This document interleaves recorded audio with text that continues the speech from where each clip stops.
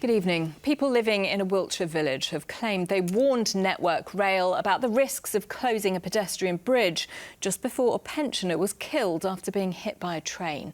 Shirley Pope, who was 82, was using a temporary crossing over the tracks while the bridge was closed. Network Rail says it has now scheduled the bridge works, but people in Pewsey have told ITV News they are still worried. Robert Murphy reports.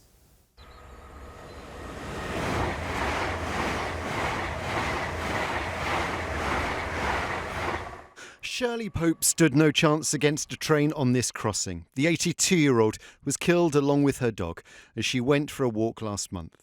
She normally used a bridge, which has been closed by Network Rail. It's awaiting replacement, and she was forced to use what's known as this passive crossing, where pedestrians must perform their own risk assessment before heading across the tracks.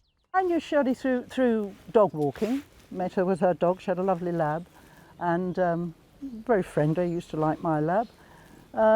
She's a nice lady, very nice, rather quiet, lived here for a long, long time. Part of the dog walking community. The area's MP says it's such a simple structure, it would be an easy job to replace it. And he says there were warnings to Network Rail, lots of them.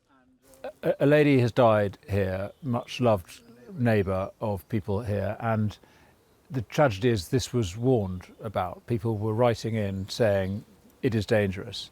You have trains travelling at nearly 100 miles an hour round a corner to a level crossing. This lady clearly didn't have enough time to get across when that train hit, and this is something that people had been raising. So there is real concern, some anger at the length of time it's taken to fix this, the failure of Network Rail to communicate properly. Ever since they've shut the bridge, we've been trying to get through to the powers that be to know exactly what's going on and when they were going to open it.